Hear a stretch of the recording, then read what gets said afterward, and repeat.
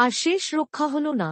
বর্তমান সময়ে সবচেয়ে দীর্ঘতম একটি ধারাবাহিক একের পর এক নতুন ধারাবাহিকের আগমনেই বন্ধ হয়ে যাচ্ছে তুমুল জনপ্রিয় ধারাবাহিকগুলো, যেগুলো টিআরপিতে পিছিয়ে থাকলেও অনলাইনে তুমুল জনপ্রিয়তা পেয়েছে। সম্প্রতি শেষ দিনের শুটিং করল জি বাংলার জনপ্রিয় ধারাবাহিক পুবের ময়না।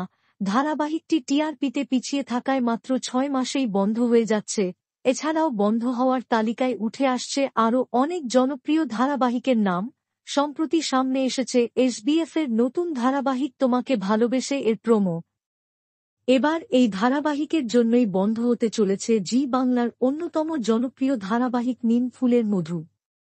নিম ফুলের মধু ধারাবাহিকটি রাত ৮টার স্লটে টিআরপিতে অনেকটা এগিয়ে থাকলেও নতুন স্লট সন্ধ্যা ৬টার স্লটে টিআরপিতে প্রতিদ্বন্দ্বী ধারাবাহিকের থেকে বিশাল গ্যাপে পিছিয়ে যায়। ২০ বছরের লিড নিয়েও টিআরপিতে এগিয়ে আসতে না পেরে এবার বন্ধ হতে চলেছে নিম ফুলের মধু। নিম ফুলের মধু জি বাংলা প্রোডাকশন হাউসের হওয়ায় ধারাবাহিকটি বন্ধ করে জি বাংলা নিয়ে আসছে আরও একটি নতুন ধারাবাহিক। খুব শীঘ্রই এই নতুন ধারাবাহিকের প্রোমো সামনে আসবে। এসবিএফ-এর তোমাকে ভালোবেসে ধারাবাহিককে জায়গা করে দিতেই বন্ধ হতে পারে নিম ফুলের মধু। নিম ফুলের মধু বন্ধ হয়ে গেলে আপনারা কতটা মিস করবেন কমেন্টে জানাবেন।